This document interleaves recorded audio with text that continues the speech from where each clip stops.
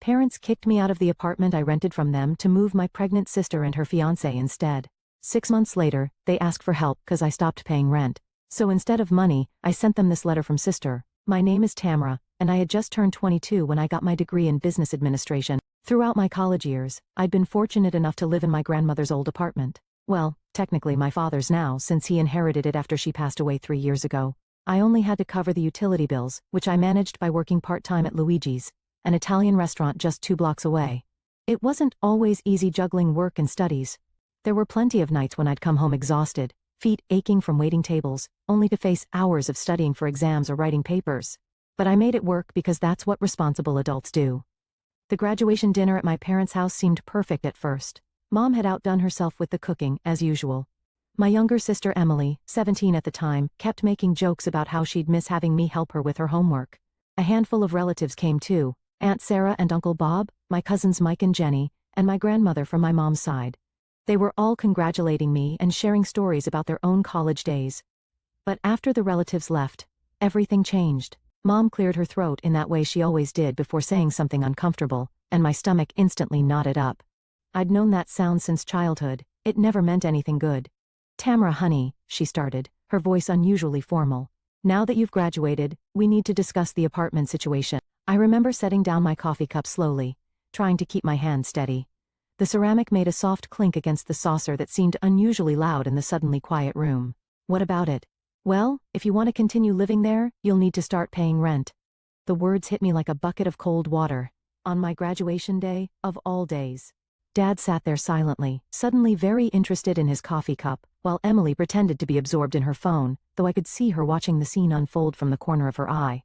"I see," I managed to say, my voice smaller than I wanted it to be. My hand trembled slightly as I reached for my water glass. Mom went on to explain the terms in her matter-of-fact way. The rent would be below market rate. A family discount, she called it with a tight smile, but still substantial. I did some quick mental math. I'd need a full-time job and fast. The part-time wages from Luigi's wouldn't cover this. "I understand," I said finally. Because what else could I say? They were right in a way. I wasn't a student anymore. I was an adult, and adults paid their way in life. Still, the timing felt cruel. Like they couldn't even let me enjoy one day of celebration before bringing me back to reality. That night, lying in my bed at the apartment, I started searching for job openings nearby. The restaurant where I worked part-time couldn't offer me full-time hours, so I knew I needed something new, something more stable. As I scrolled through listings on my phone, I tried to focus on the practical aspects, rather than the hurt feelings bubbling beneath the surface. The next year flew by in a blur of work, rent payments, and adjusting to post-college life. I landed a decent job at a marketing firm near the apartment. Nothing glamorous, but I paid the bills and then some. I was hired as a junior account coordinator, and while the starting salary wasn't huge, it was enough to cover the rent my parents were charging plus utilities, with a little left over for savings. Every month I'd dutifully transfer the rent money to Mom's account, usually adding a little extra for utilities even though she never asked for it. I wanted to prove that I could handle adult responsibilities, that I was responsible and reliable. Maybe part of me was still trying to earn their approval, though I wouldn't admit that to myself at the time. Emily would stop by occasionally, usually when she needed help with college applications or wanted to raid my closet. She was in her senior year of high school, and I could see her changing, becoming more distant and secretive. Her visits became less about spending time with me and more about what she could get from me. Homework help, clothes, advice about boys. Emily had always been the baby of the family, used to getting her way. Mom and Dad spoiled her rotten, though I tried not to be bitter about it. They'd never made her get a part-time job like I had, never pushed her to be independent. She started dating Jason around this time. He was a year older than her, working part-time at the mall's electronics store. The first time she brought him to my apartment, I wasn't particularly impressed. He seemed nice enough, but there was something about him that set off warning bells. Maybe it was the way he talked about getting rich quick, or how he seemed to expect everyone to take care of him. Then came the phone call that would change everything. "Tomorrow, you need to come over right away." Mom's voice was tight with tension. "It's important."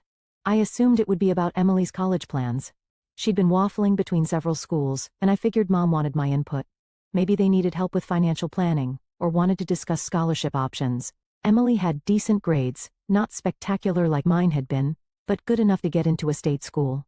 How wrong I was. When I arrived at my parents' house that evening, the atmosphere was strange. Mom and Dad sat rigidly on their usual spots on the couch, while Emily perched on the armchair, looking smug, That was the only word for it. Sit down, Tamara, Dad said, his voice gravelly. He looked older somehow, tired in a way I hadn't noticed before. I sat on the edge of the ottoman, my heart pounding. Whatever this was, it wasn't about college applications. Emily is pregnant, Mom announced without preamble. I sat there stunned, trying to process what I'd just heard.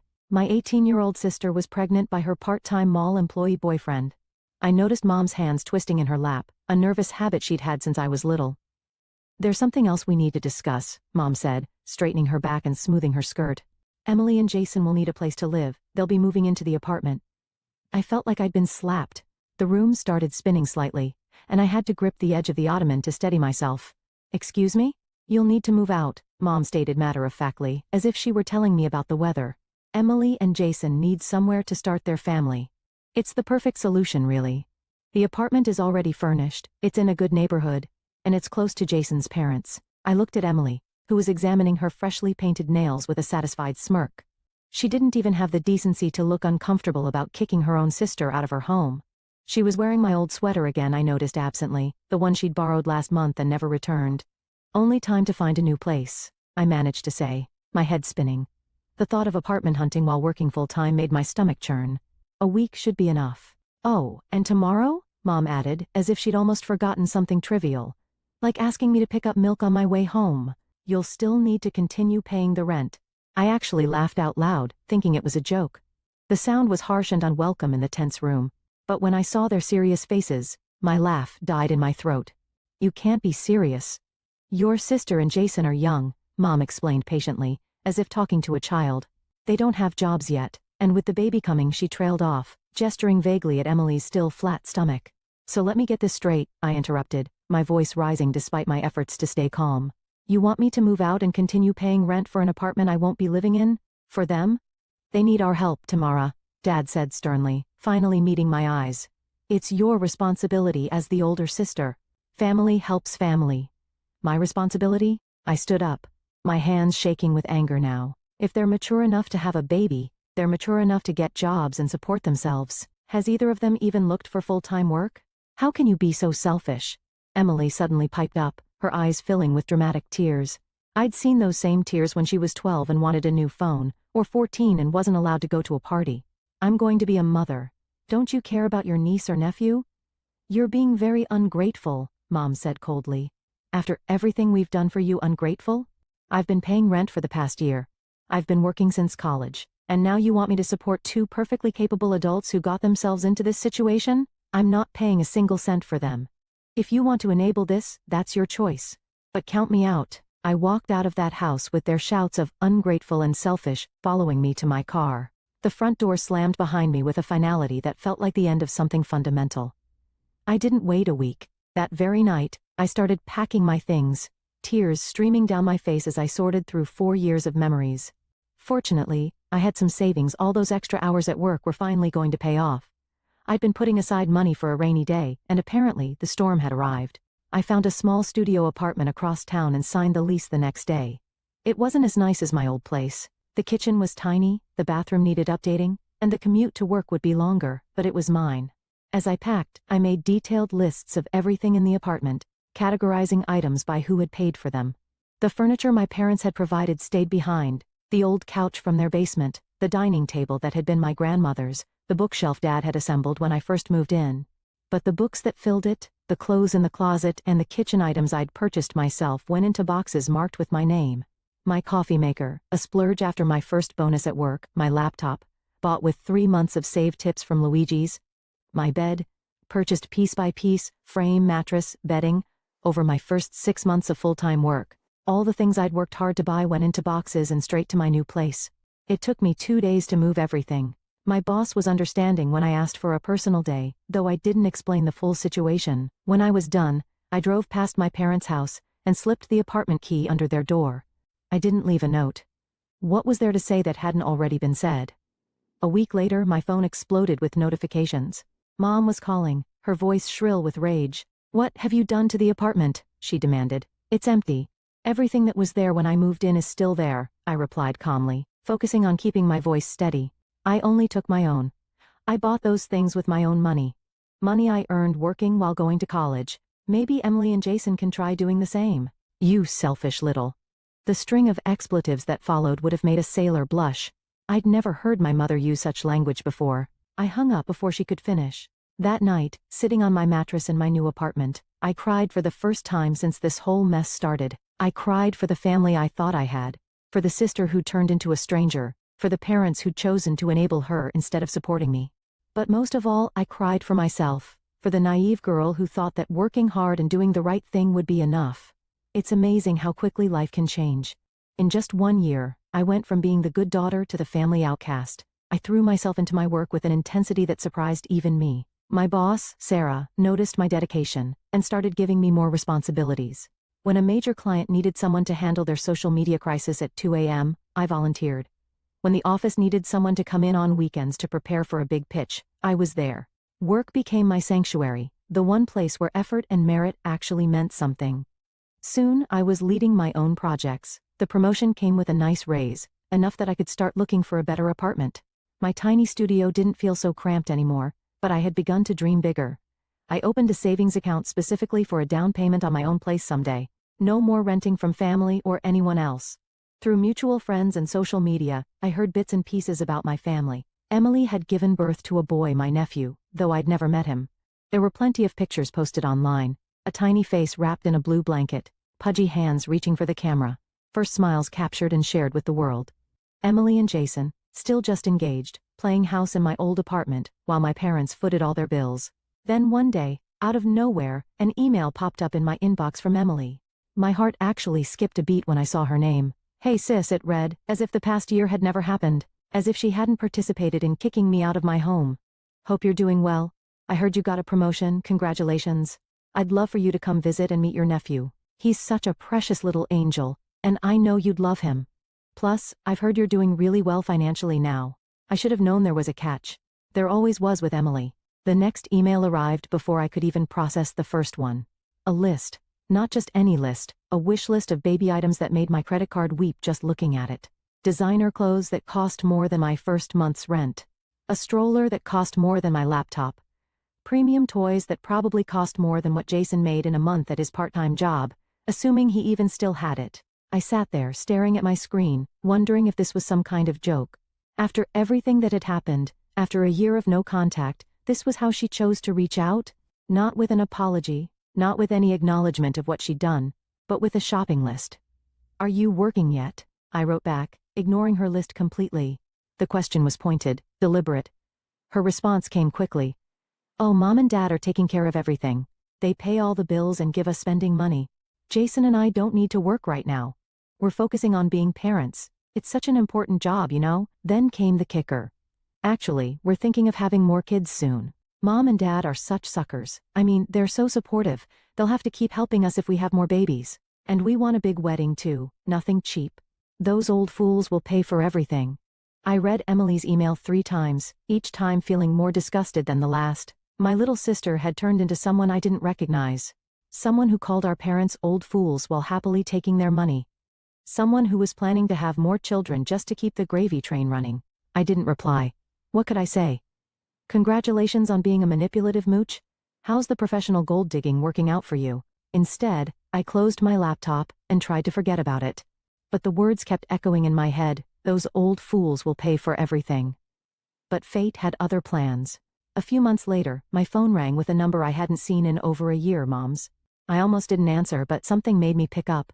"Tamara," she said, her voice different somehow, tired, defeated. "We need to talk. Can you come over?" Maybe it was curiosity, or maybe some part of me still hoped for reconciliation. Whatever the reason, I found myself driving to my parents' house that evening. The familiar streets felt strange now, like visiting a place you've only seen in dreams. They looked older than I remembered. Dad's hair had more gray, and Mom's face showed new wrinkles. Dark circles under their eyes spoke of long hours and sleepless nights. They sat on their familiar couch, but something about their posture spoke of defeat. "We've been taking extra shifts," Dad said without preamble, his voice rough with exhaustion. "Working overtime to help your sister and Jason?" I waited, saying nothing. The clock on the wall ticked loudly in the silence. "We know you're doing well at your job," Mom continued, and I felt my heart sink. This wasn't going to be an apology. This was going to be another demand. "We think it's time you helped support your sister too." I couldn't help it. I laughed. A real, genuine laugh of pure disbelief. The sound bounced off the walls of the too quiet house. You want me to what? Your sister can't work right now, Mom insisted, leaning forward. She has the baby to take care of. It's a full-time job. What about Jason? He needs to help with the baby too. I looked at them, these people who had raised me, who had taught me about responsibility and hard work, who had pushed me to get good grades and work part-time through college. Now they sat here, making excuses for two capable adults who refused to support themselves. Let me get this straight, I said slowly, carefully enunciating each word. You're working extra shifts to support my sister and her fiancé, who are both perfectly capable of working but choose not to. And now you want me to help enable their laziness too? Dad's face turned red. You're being selfish and greedy. If you don't help support your sister, consider yourself disowned. You can't disown someone who's already gone, I said quietly, and walked out of their house for what I hoped would be the last time. The sound of the door closing behind me felt like the period at the end of a very long sentence. When I got home that night, my apartment felt like a sanctuary. I kicked off my shoes, made myself a cup of tea, and sat down at my computer. My hands were steady as I opened my email and found Emily's message from months ago, the one where she bragged about manipulating our parents, called them old fools, and outlined her plan to avoid work by having more children. I stared at it for a long moment, my cursor hovering over the forward button. Part of me felt like I was betraying a confidence, but then I remembered, Emily had betrayed our parents' trust long before this. Without adding any message or explanation, I forwarded the email to Mom. Sometimes the raw truth is more powerful than any commentary. Mom didn't respond, but a week later, my phone rang. It was Aunt Sarah, Mom's sister, who had always been the family's unofficial news channel. You won't believe what happened, she said, her voice thick with family gossip. I could picture her sitting in her kitchen, phone pressed to her ear, probably still in her nursing scrubs after her hospital shift. Your parents kicked Emily out of the apartment. I nearly dropped my coffee. What? Apparently there was a huge fight. Your mom found out Emily's been mocking them behind their backs, planning to take advantage of them. They told her and Jason to get out and that they weren't giving them any more money. I listened as Aunt Sarah detailed the explosive confrontation, how Emily had screamed and cried, pulling out all her usual dramatic tactics, how Jason had stood there uselessly, looking like a deer in headlights, how Dad had finally put his foot down and told them they had 3 days to leave. According to Aunt Sarah, Mom had been eerily calm, simply saying, "We've been played for fools long enough." After I hung up, I wasn't surprised when my phone lit up with Emily's number. I could predict the conversation before it even started. Tamara. Her voice was thick with tears, the same fake crying she'd used since we were kids. Can we stay with you? Just until we figure things out? Please, we have nowhere else to go. No, I said firmly, surprised by how easy it was to say that single word. You're just like Mom and Dad, she screamed. You're all so selfish, we're family. Family doesn't exploit family, I said quietly, and hung up before she could argue. Later, I heard through the family grapevine that Emily, Jason, and the baby had moved in with his parents. Apparently, his mother was a strict, no-nonsense woman, who believed in tough love and responsibility. The kind of parent who didn't tolerate freeloading or manipulation. According to Aunt Sarah, Emily was miserable. Her mother-in-law made her follow a strict schedule, help with housework, and actually parent her child instead of passing him off to others. She had to do laundry, cook meals, and contribute to the household. Emily spent her days crying about how unfair it all was, how nobody understood how hard her life was. Life has a way of coming full circle. A few weeks ago, on my birthday, I was celebrating with friends at my apartment, not the tiny studio anymore, but a nice 2-bedroom place I'd bought with my savings and good credit. I'd invited a small group over for dinner and drinks, nothing fancy, just good food and better company. The doorbell rang during dessert, and a courier handed me a package. The return address made my heart skip a beat. It was from my parents. Inside was a silver photo frame, elegant but not flashy. I recognized it immediately. It was the kind of thing I'd admired once in passing during a shopping trip with Mom years ago. I'd been looking for something to display my college diploma, and had commented on how beautiful it was. But the price had been way out of my budget at the time. With it was a card. "We're sorry, we miss you. When you're ready, we'd like to talk." The handwriting was Mom's, but Dad had signed it too. No demands, no guilt trips, just 9 simple words. I set the frame on my coffee table and stared at it for a long time. My friends asked if I was okay, and I honestly didn't know how to answer. How do you explain that a silver frame could feel like both an olive branch and a weapon? That was 2 weeks ago. The frame is still on my coffee table and the card is pinned to my refrigerator. I see them every day, reminders of what I've lost and what might still be salvaged. I haven't called them yet. The hurt is still there, a dull ache that flares up when I think about everything that happened. I hear bits and pieces about Emily from relatives.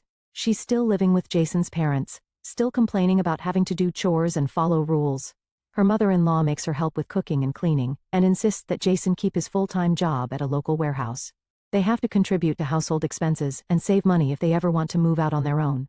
Part of me hopes this experience will help Emily grow up, will teach her the values our parents failed to instill. Maybe someday she'll understand that love doesn't mean enabling bad behavior, and that being family doesn't mean being a doormat. Maybe she'll learn that respect has to be earned, not demanded, and that responsibility comes before privileges. As for me, I'm doing well, my career is thriving. I just got another promotion, and I'm managing my own team now. I have good friends who understand boundaries and respect independence. I'm learning to set healthy limits in all my relationships, personal and professional. Sometimes I miss the family I thought I had, but I'm starting to accept that it was never really what I imagined it to be. The silver frame sits on my coffee table, both a reminder of what I've lost, and a possibility of what might be rebuilt someday when I'm ready, when the hurt has faded enough for forgiveness to take root. When I can look at my parents without seeing the people who chose to enable my sister's worst behavior over supporting my independence. But for now, I'm focusing on my own life, my own growth, my own journey. My apartment is slowly becoming a home, filled with things I've chosen and earned. I'm planning a vacation for next month, my first real one since college. I'm thinking about getting a dog. Small steps toward building the life I want, not the one others tried to force me into.